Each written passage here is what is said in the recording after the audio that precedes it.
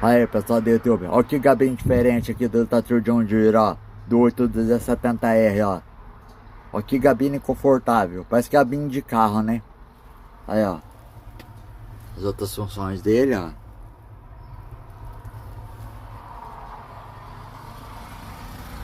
Aí, ó, pessoal do YouTube, ó.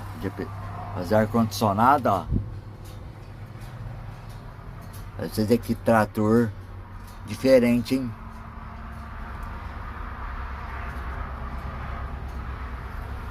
Olha aí, pessoal do YouTube, todos os detalhes da gabine, ó.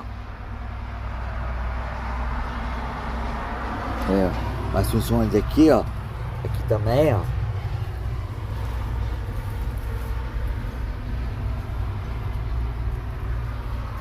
Olha pra vocês verem que gabine top, cara.